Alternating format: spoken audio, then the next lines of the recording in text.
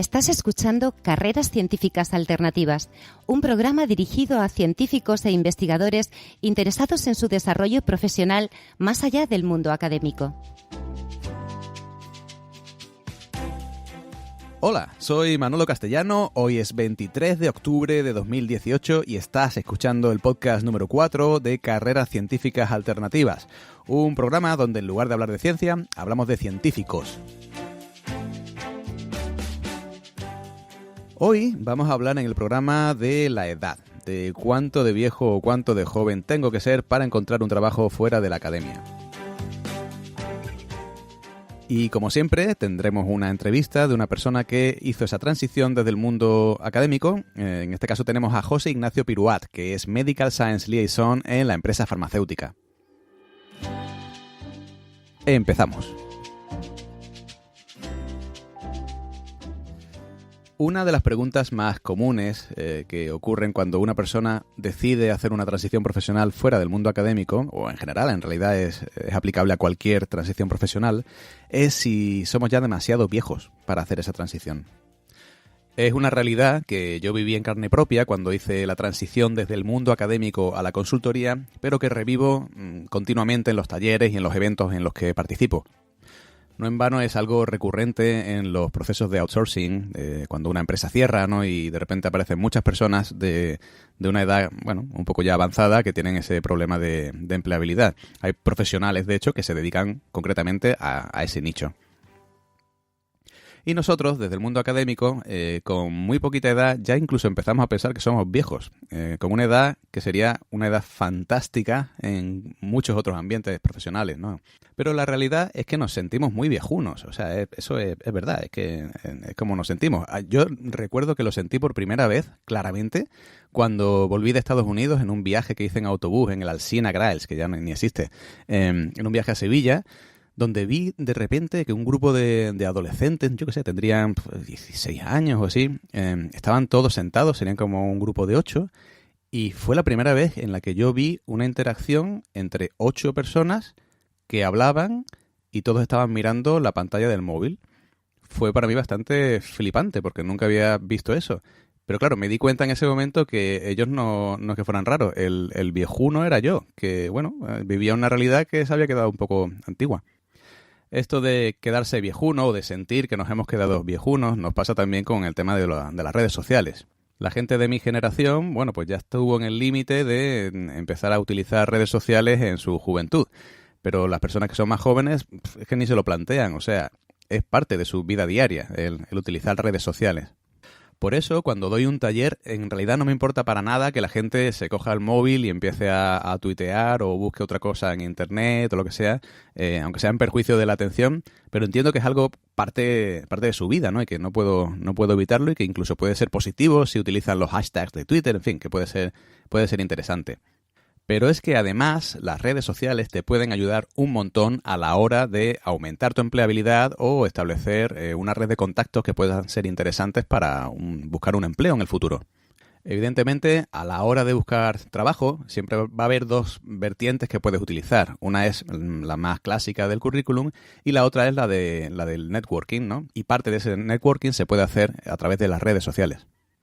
Si tú tienes un buen currículum, un currículum trabajado con su carta de presentación, que se ajusta a una oferta de empleo, etcétera, eso no va a cambiar, ¿no? Puedes utilizar y debes utilizar ese tipo de currículum, bueno, pues para responder a anuncios de empleo, pero también para contactar directamente con empresas interesantes, empresas que para ti sean interesantes. Pero no podemos olvidar que muchas de estas ofertas o esos contactos aparecen en redes sociales e incluso no aparecen en las ofertas de empleo. De hecho, se estima que aproximadamente el 85% de las ofertas de empleo que aparecen no aparecen en los buscadores de empleo. Y esas suelen darse a través de promoción interna o bien a través de contactos. Así que no olvidemos que el poder que tienen las redes sociales en nuestra empleabilidad no es para nada desdeñable. Pero volviendo a la edad, ¿soy demasiado viejo para hacer una transición profesional?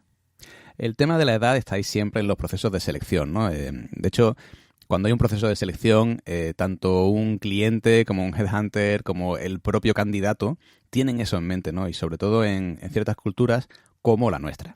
Antiguamente, lo de preguntar la edad o saber la edad del candidato era una cosa obvia y como parte del proceso de la selección de un candidato.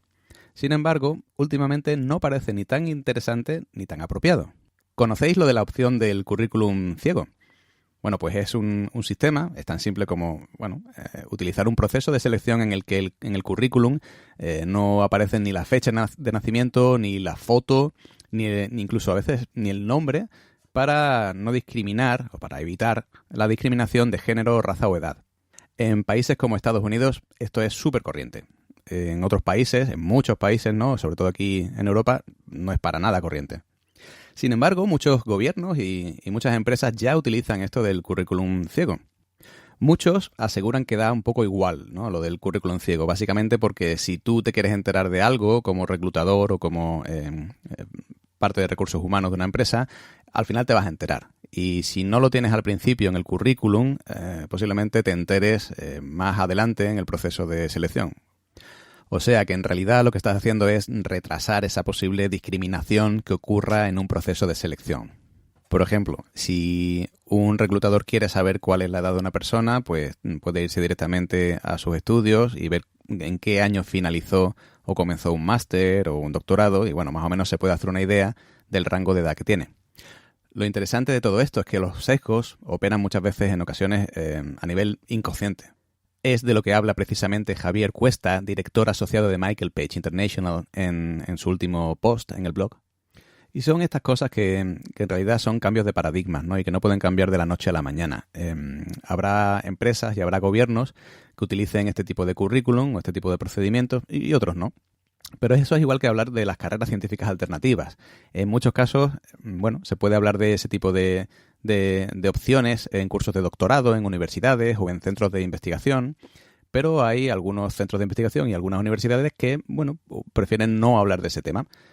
El simple hecho de dar un taller, un seminario en una institución hablando de salidas profesionales que no son académicas para investigadores, ya solo eso sensibiliza a la comunidad universitaria o a la comunidad investigadora de ese centro de que eso es un potencial problema, ¿no? El problema de la empleabilidad de los doctores. Hay un dato que salió en el año 2016 en un informe en el Labour Force Survey del Eurostat, que es muy interesante. Nos habla de que el 9,4% de la población adulta española, o sea, aquellos que tienen de 25 a 64 años de edad, realizan formación permanente. O sea, formación, me refiero, en cualquier tipo de actividad en educación o en formación, ¿no? Y este porcentaje es ligeramente inferior al que ocurre en la Unión Europea, que sube del 10, es casi el 11%. Desgraciadamente, ambas cifras están por debajo del 15% que fijó la Unión Europea en su estrategia del 2020. ¿Y por qué digo esto? Bueno, pues lo digo porque muchas veces nos sentimos que somos ya demasiado viejunos para hacer una transición profesional simplemente porque llevamos mucho tiempo haciendo lo mismo. Es decir, que incluso dentro de nuestra actividad diaria profesional no hemos perdido demasiado tiempo, no hemos utilizado demasiado tiempo en nuestra propia formación continua que puede abrirte esa vía en un momento en el que tú pienses que necesitas una transición o incluso un cambio de empresa simplemente. El hecho de que tú te formes con algún tipo de estudios, cursos, máster, etcétera, te puede servir a ti como persona y como profesional para ir progresando o para ir transicionando a diferentes tipos de trabajo. Igualmente, si tú eres doctorando y estás haciendo un doctorado, no pasa nada si estás haciendo un taller, si estás haciendo un máster o si estás haciendo algún tipo de curso para abrirte opciones dentro del mundo académico en otras circunstancias o fuera del mundo académico. Lo malo de todo esto es que se te olvide que puedes tener formación continua en tu desarrollo profesional durante toda tu vida. Porque en el día de mañana, si por desgracia pierdes el puesto de trabajo porque haya habido un problema en la institución en la que trabajas o porque haya habido un ERE en la empresa en la que trabajas, tú has sido responsable de tu propia formación para poder hacer una transición. Así que uno es viejuno o no es viejuno dependiendo de cómo se sienta. Y si tú has estado en el mundo, si tú te has continuado formando, si estás en contacto con la gente, si normalmente utilizas una red de contactos para conocer qué es lo que hay ahí fuera, entonces no te vas a sentir viejuno. Si tú te has dedicado durante mucho tiempo a hacer una única cosa, pues claro, posiblemente te dé un miedo atroz salir de tu zona de confort y buscar cosas nuevas que además no controlas. El mensaje de todo esto es: nunca es tarde. Si tú piensas que puedes hacer una transición, por supuesto que puedes hacer una transición independientemente de la edad que tengas. Y estoy seguro de que ahora mismo estás pensando: Manolo, tío, no me lo creo. Bueno, evidentemente, cuanto más mayor eres, bueno, pues más dificultad, seguro. Pero ahí tienes cientos de ejemplos de personas que con más de 40 años son capaces de hacer una transición profesional, dedicarse a lo que les gusta y, sobre todo, seguir aprendiendo. Hoy tenemos un ejemplo de todo esto en la entrevista de Carreras Científicas Alternativas. Así que vamos a explorar.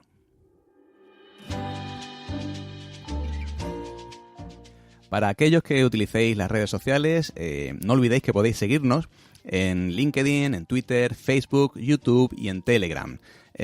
Aparte, bueno, si no sabéis exactamente cómo llegar, podéis entrar en la página web de carrerascientificasalternativas.com y arriba a la derecha veréis los links directos para las redes sociales. En esta web además también ofrecemos los servicios de consultoría sobre transición profesional desde el mundo académico. Y si tienes alguna duda, algún comentario o feedback de este podcast o del blog, mándanos por favor un email a info@carrerascientificasalternativas.com.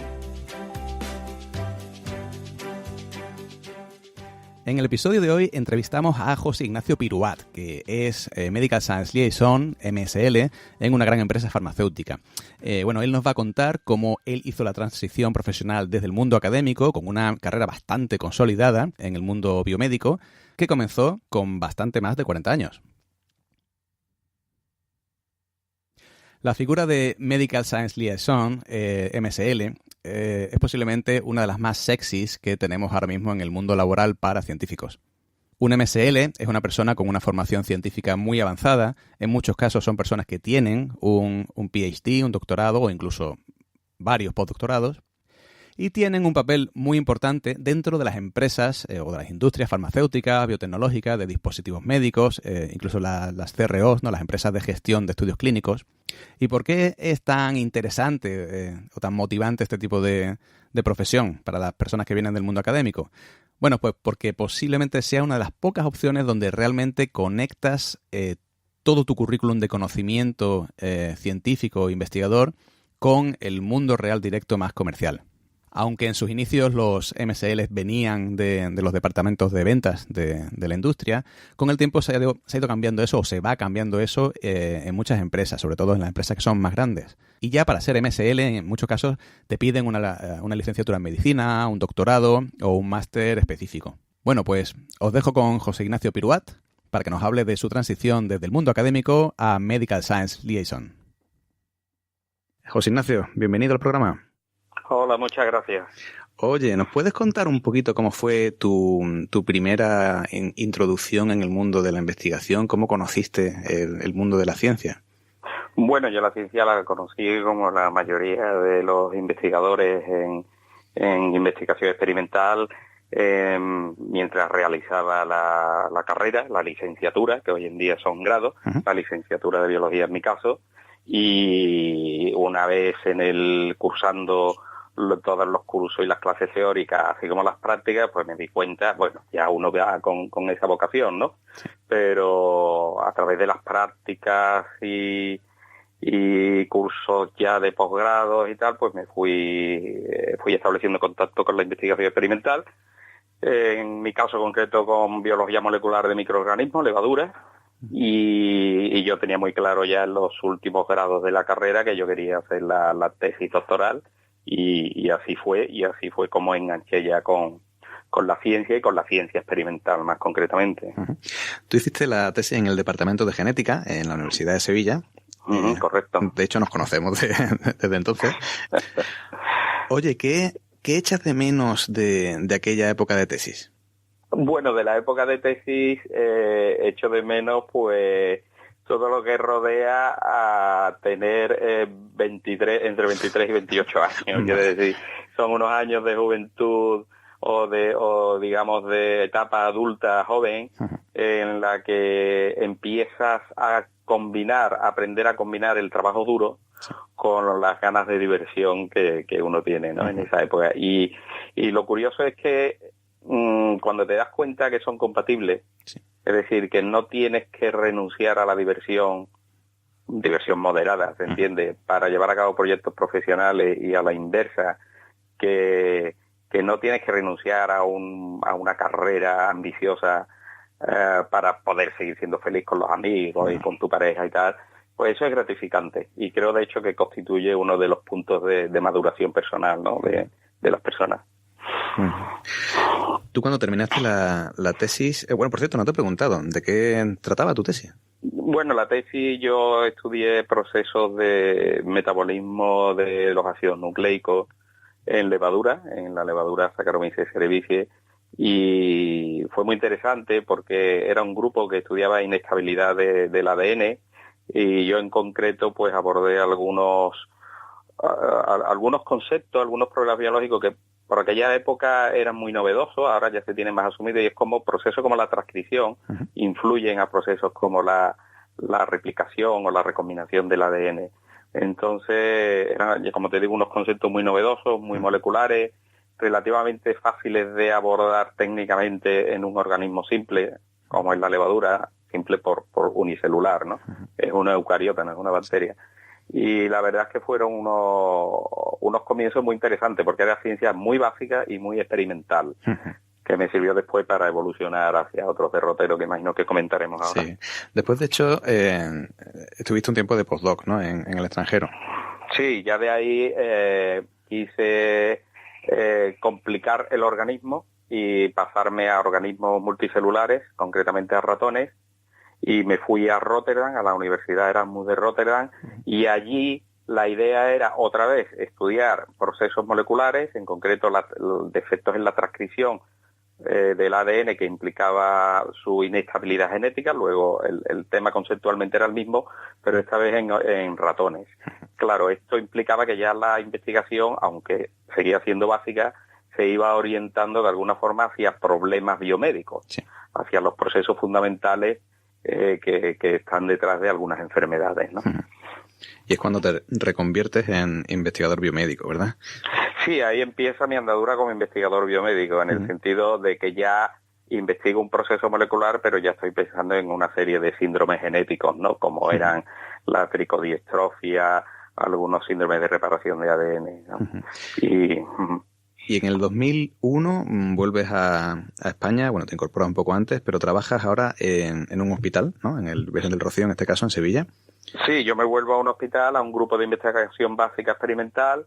En este caso continúo con el organismo modelo. El ratón ya lo hago mío, en el sentido de que ya la investigación que quiero hacer la quiero hacer en eucariotas superiores, en ratón, en células en cultivo, en fin, todo lo que rodea la investigación con eucariotas superiores. Y en este caso me cambio un poco ya de tema. En este caso me salgo, de hecho, del núcleo de la célula, sí, y me voy a otro sitio donde también hay ácido nucleico, pero que no es el núcleo, como es la mitocondria.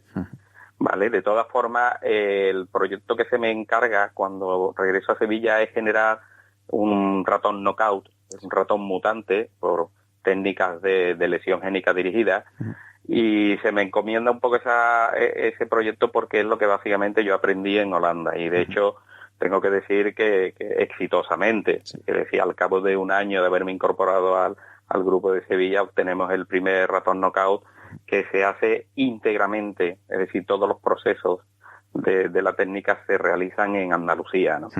Un ratón que se publica en el año 2004, como digo, con defectos genéticos que afectan a la función mitocondrial. De nuevo, aquí ya vamos buscando un poco modelos animales de enfermedades, en concreto eran modelos animales de un tipo de cáncer, lo que íbamos buscando. Ya durante este tiempo, imagino que tu cabeza todavía no estaba fuera de la academia, ¿no? De hecho, veo tu currículum y concatenas varios contratos de prestigio, como el I3, el Nicolás Monardes, allí en Andalucía, en Sevilla concretamente. ¿Qué es lo que empieza a hacerte pensar sobre la posibilidad de seguir tu carrera profesional fuera del ámbito académico?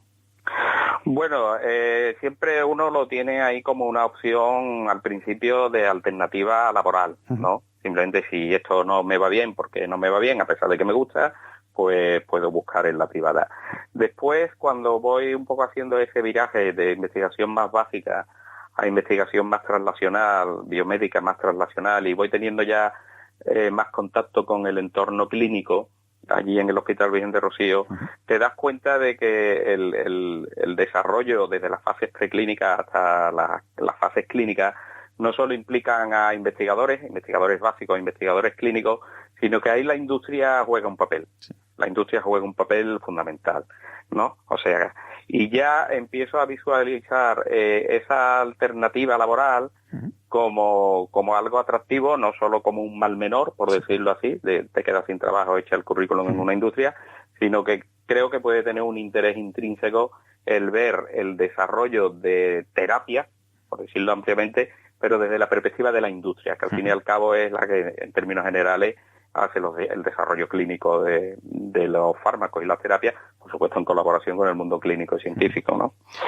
Muchas compañeras y compañeros a los que he entrevistado, nos comentan que después de haber estado tanto tiempo en el mundo académico, en el mundo de la investigación básica, sienten una especie de como de luto, digamos, ¿no? Un luto psicológico, ¿no? Una especie de pérdida de algo que has tenido durante mucho tiempo y que tardas un tiempo en procesar todo eso y convertir esa especie de luto en una actitud positiva y súper constructiva. ¿Te pasó eso también a ti, José Ignacio? Sí, bueno, uno tiene esa tendencia, eso evidentemente es muy personal, es como cada uno afronte las cosas de la vida y las cosas de la profesión, ¿no?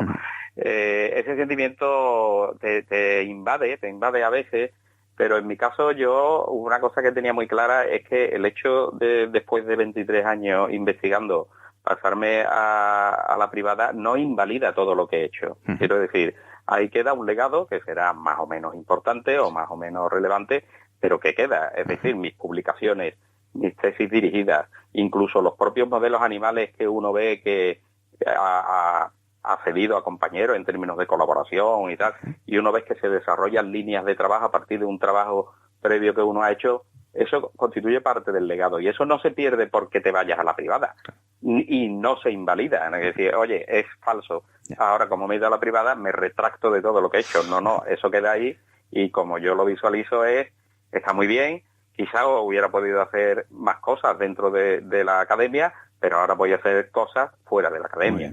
Entonces, esa es un poco la actitud que uno debe buscar si no quiere amargarse, ¿no? Claro.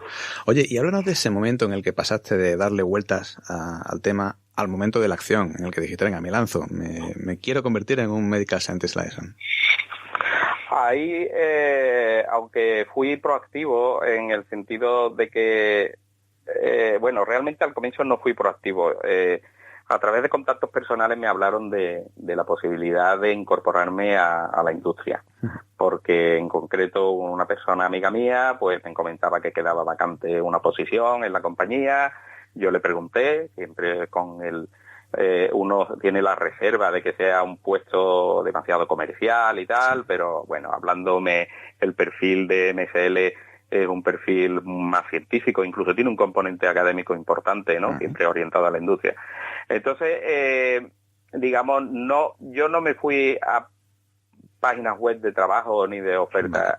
Me llegó esa oferta y bueno, ahí un poco, cuando a la segunda o tercera conversación que tuve después de un tiempo y tal, pues no me costó nada darle mi currículum por ver qué pasaba y por ver. Sobre todo yo tenía una curiosidad y era alguien con mi perfil y con mi edad, que ¿cómo de atractivo puede ser para la industria? La forma de obtener la respuesta no era más complicada que dar el currículum a una empresa y ver qué pasaba, si te llamaban o no. Y fue atractivo, ¿no? Y fue atractivo. Es verdad, hombre, tengo que reconocer que coincide también con momentos en el mundo de la academia que quizás no son los picos, ¿no? No estás en un momento de mayor ilusión, o no estás en un momento donde tienes compromisos ineludibles, sino que, bueno, en la academia empieza uno quizás a aburrirse, tú sabes que hay periodos de más aburrimiento y tal, y coincidió justo ese momento con esta oportunidad de mandar el currículum y con que me llamaran para entrevistarme, ¿no? Oye, ¿y qué fue lo que encontraste más difícil en tu nuevo trabajo? Bueno, lo que encontré en el momento de incorporarme es que entras en otro planeta, sinceramente. Te vas del planeta Tierra a otro planeta, sobre todo en los aspectos procedimentales. Es decir, el hecho de que tú te tengas que estudiar una serie de patologías y además como MSL indagan mucho en la etiología de estas enfermedades, en la modelación de tu fármaco, es lo que uno está acostumbrado, es estudio, es lo que uno viene haciendo desde siempre y lo haces ahora, pero de otro tema. Eso realmente no constituye un problema, se estudia como venimos haciendo y ya está, ¿no? Como digo. El problema es que llegas a otra mentalidad y llegas a otra forma de proceder. Y de hecho llegas a procedimientos corporativos que tú no conoces, que como todos los procedimientos de índole administrativa tienen su complejidad y tienes que aprender. Entonces, de pronto te ves que eres el veterano en una institución, en tu planeta, y en el nuevo planeta eres el nuevo. Pasas a ser el nuevo, ¿no? Entonces, esa sensación de ser el nuevo, que hace tiempo que uno no la siente, de pronto la siente. Así que nada, lo que hay es que con un poquito de serenidad, paciencia, tranquilidad y esfuerzo, eso se saca adelante, ¿sabes? Porque en las empresas sí apuestan por personas que han tenido un bagaje muy académico. No es cierto eso de que tienes que haber empezado desde más joven en la industria.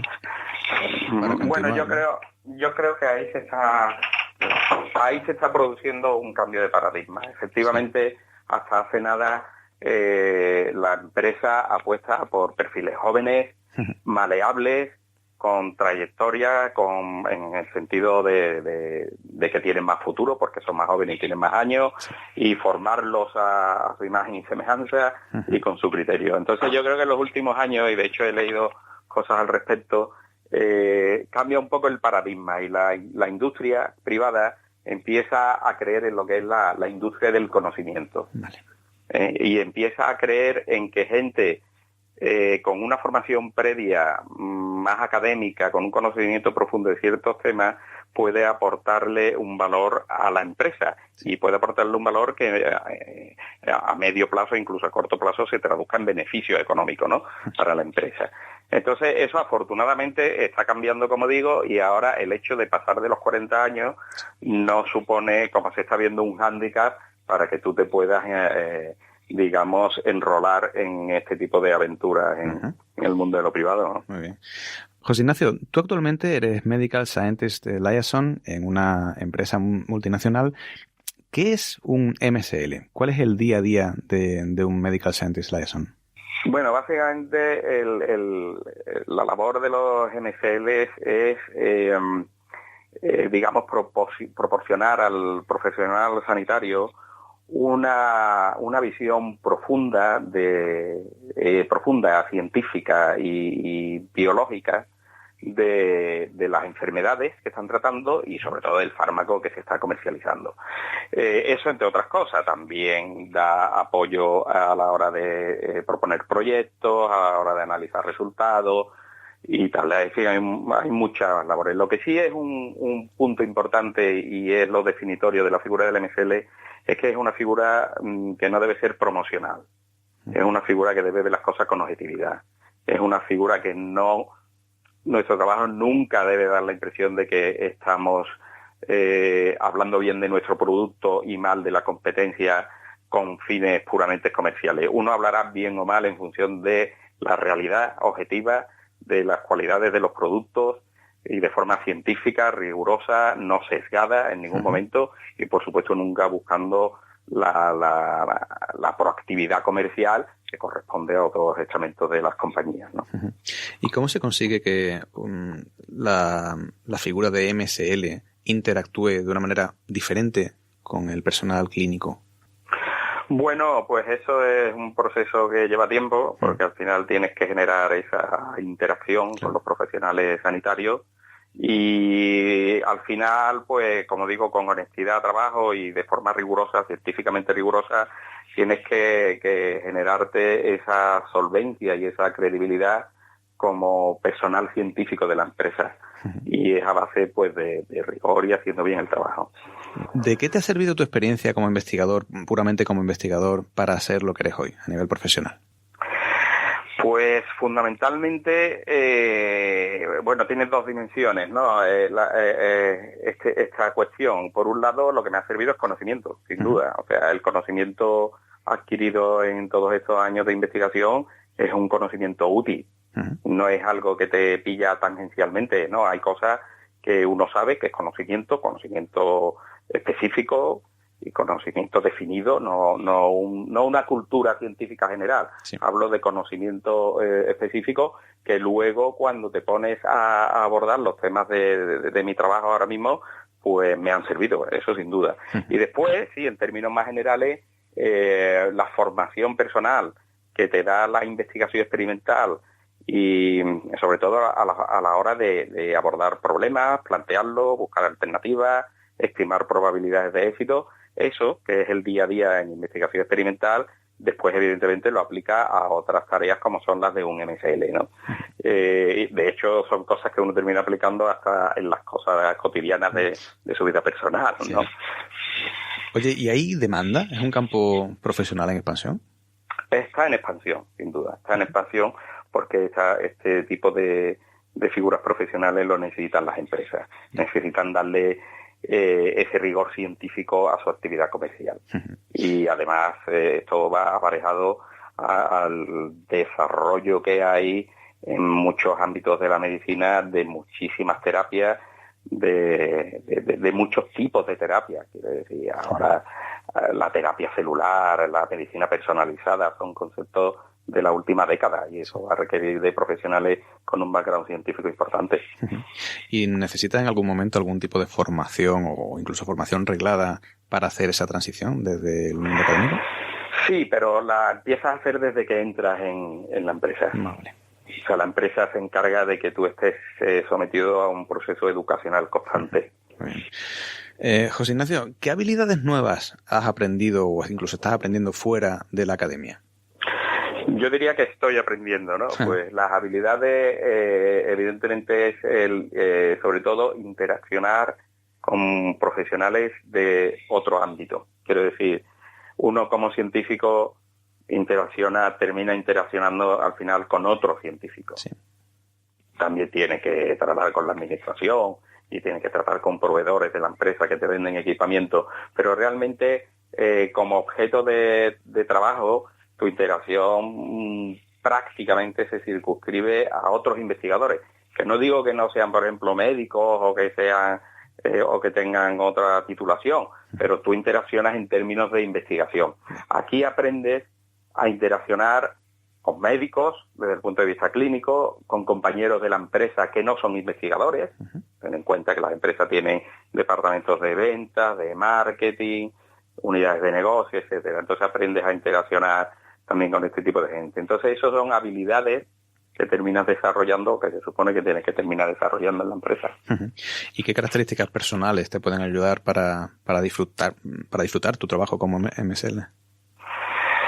Pues, hombre, esa es una pregunta difícil de responder porque, quiero decir, a la hora de extrapolarlo, de generalizar, ¿no? Cada uno busca la felicidad como puede y como quiere. Yo, en mi caso, me considero una persona que me interesan las cosas, me interesa en general. Yo, dice uno, si pudiera dar marcha atrás, además de biología, estudiaría otras muchas cosas y muy dispares. Y yo creo que simplemente el interés general por las cosas, por los procedimientos, por los nuevos conceptos, es lo que te hace disfrutar y que tu trabajo sea enriquecedor. Pero como digo, esto es una actitud personal mía y cada uno pues busca sus argumentos de la forma que puede, ¿no? Ahí es difícil aconsejar. José Ignacio, me interesa mucho la parte de la realidad, ¿no? Del día a día, cómo se desarrolla. Tú cuando interaccionas con médicos en los hospitales, ¿tú observas que realmente el paradigma está cambiando y que los hospitales, la sanidad en general, valora y potencia el conocimiento científico y el I+D, la investigación? Sí, en términos generales. O sea, la tendencia es esa, aunque evidentemente a nivel individual te sigues encontrando de todo, ¿no? Tiene que haber de todo, como en botica, como se suele decir. Pero en términos generales, evidentemente, esto pues está evolucionando hacia una mayor implicación científica. De hecho, vas por los hospitales y ya es raro ver un hospital de cierto tamaño que no tenga su unidad de investigación. Ya forma parte integrante de los servicios de los hospitales, ¿no? ¿Y la interacción con los propios médicos se hace a través de alguna institución o oficina del propio hospital, o se hace directamente con el propio médico? No, directamente uno va interaccionando, presentándose o siendo presentado por otros compañeros. O yo incluso he tenido la suerte de que yo colaboro con médicos que son antiguos compañeros míos de la etapa investigadora. Entonces vas creando un poco tu network de relaciones, ¿no? José Ignacio, ¿qué es lo que te gusta de tu trabajo actual que no hubieras podido encontrar en el mundo de la investigación académica? Bueno, pues la parte de contribuir al desarrollo clínico de un fármaco. Eso no lo hace desde la investigación biomédica básica. Ahí haces los trabajos preclínicos, generas hipótesis, las pruebas en modelos, animales o celulares, pero aquí realmente uno forma parte de la fase última del desarrollo clínico, la implementación de nuevos fármacos y al final ves el efecto que tiene directamente sobre los pacientes, ¿no? José Ignacio, si echas la vista atrás y piensas en el periodo de tu tesis doctoral, de los compañeros que tenías entonces, ¿a qué se han dedicado todas esas personas? Pues la gran mayoría de los que yo conozco y que hicieron la tesis, pues la mayoría les ha ido muy bien y siguen investigando, hasta donde yo sé, y si hago memoria, la mayoría de una forma u otra han permanecido en el mundo de la investigación experimental. Alguno habrá que no caiga ahora que lo haya dejado y otros sí se han pasado también a la industria, pero son los menos. Realmente la gente aguanta. Muchos se han estabilizado y algunos han pasado los años y no se han estabilizado, pero como digo, aguantan ahí, ¿no? De una forma más o menos precaria. Tú, de hecho, has llevado ya varias tesis. ¿Ves algún cambio en ese aspecto en las nuevas generaciones? Las nuevas generaciones están mentalizadas de que la crisis ha hecho mucho daño. Y que aunque la crisis económica parece que empieza a remontarse y eventualmente remontará, pero sí ya está la mentalidad de que la evolución hacia una posición estable de funcionarial, etcétera, no te la garantiza nadie, y las nuevas generaciones empiezan a considerar como alternativa a la industria u otras cosas desde bastante pronto. Es la percepción que yo tengo. José Ignacio, ¿algún último consejo para los investigadores que nos oyen y se estén planteando buscar su futuro fuera de la vida académica? No, yo no soy precisamente un experto en dar consejos, pero si tuviera que dar alguno es que hay que poner el corazón en la actividad que se hace, que la actividad investigadora está muy bien y así como hay que perseguir éxito en la carrera investigadora y no desfallecer y no tirar la toalla, tampoco hay que cerrarse ninguna puerta a la hora de explorar otras opciones profesionales. Pero bueno, creo que esto cualquier persona medianamente formada, y en nuestro ámbito pues el nivel es alto, a nada que reflexione todo el mundo, creo que lo tiene que claro, ¿no? Pues doctor José Ignacio Peruat, ha sido un placer tenerte con nosotros. Muchísimas gracias, el placer ha sido mío. Un abrazo.